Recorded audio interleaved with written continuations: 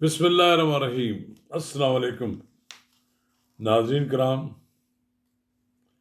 آپ کو سب کو معلوم ہے کہ فوجی عدالتوں نے سپریم کورٹ بندیالی عدالت، میں سپریم کورٹ نہیں کہوں گا، یہ بندیالی جو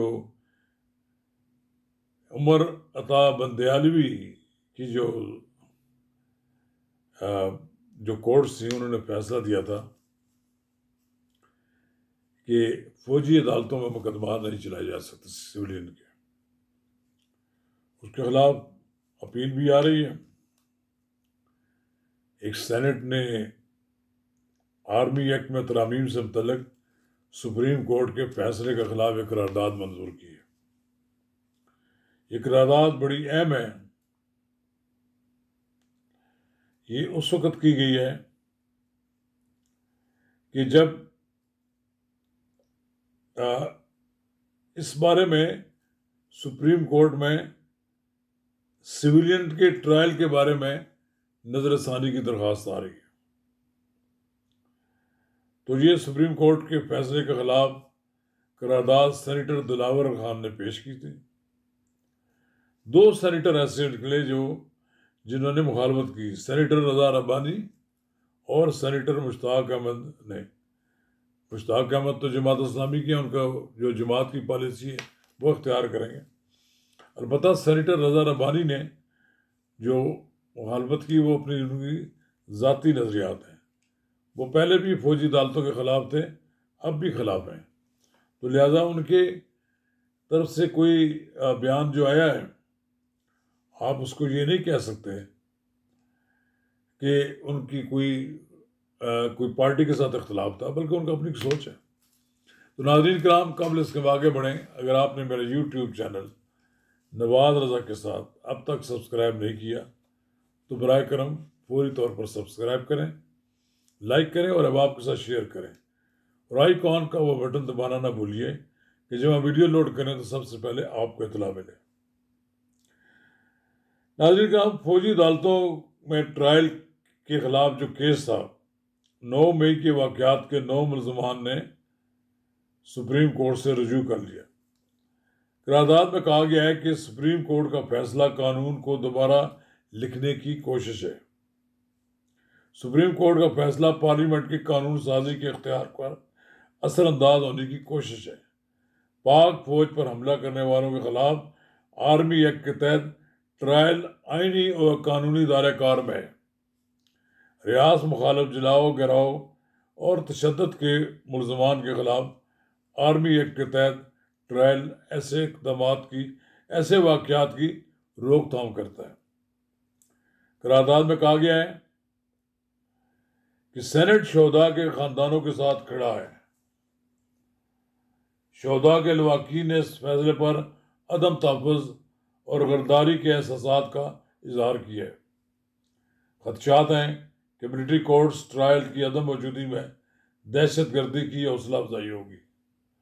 سپریم کورٹ کا فیصلہ مسلح افواج اور سویلین کے شہداء کی قربانیوں کو راگاں کرتا ہے۔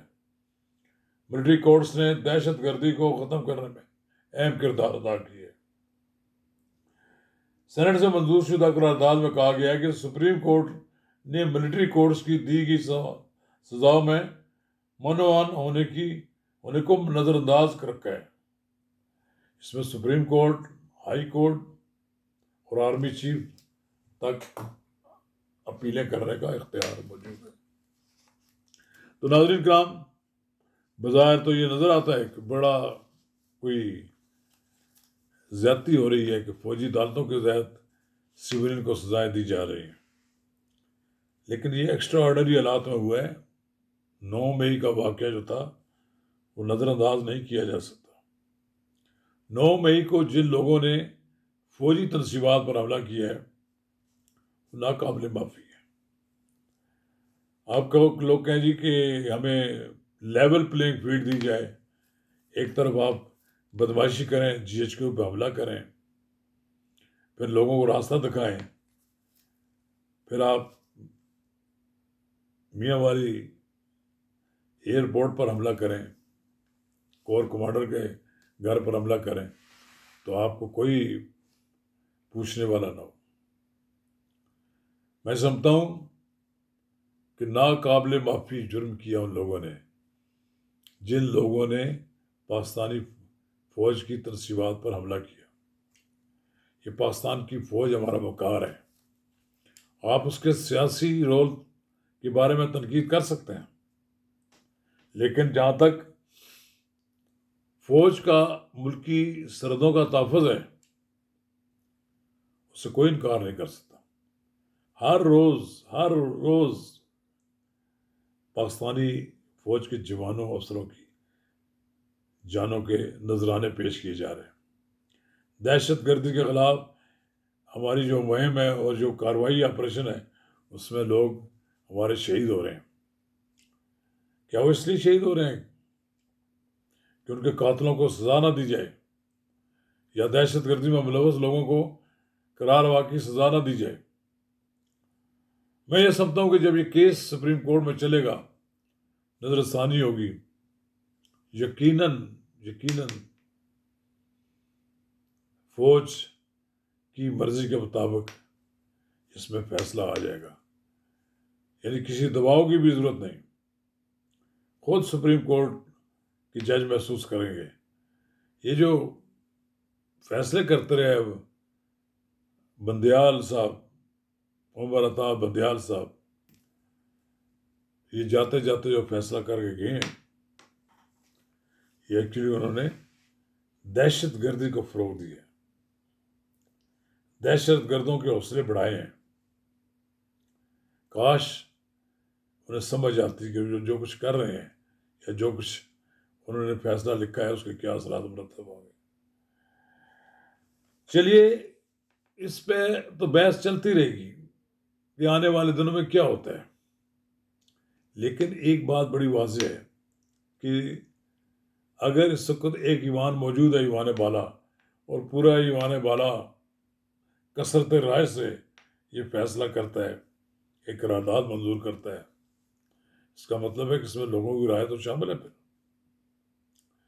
اور ایک بات بڑی واضح ہے، اس میں کوئی شک و شبہ کی گنجائش نہیں ہے کہ پاکستان کی مسلح افواج کے خلاف کسی نوعیت کی بغاوت ناقابل قبول، ناقابل برداشت ہے، اور اگر فوج باغیوں کی سرکوبی کرتی ہے قانون اور آئین کے مطابق تو اسے موقع کی اجازت ملنی چاہیے۔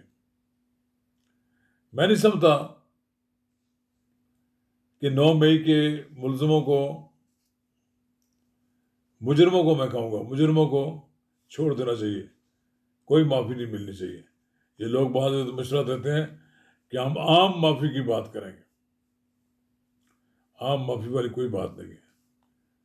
جنہوں نے فوج کی تنصیبات پر حملہ کیا ہے وہ سزا کے مستحق ہے، ان کو چھوڑ دینا بہت بڑا غلط فیصلہ ہوگا۔ شکریہ۔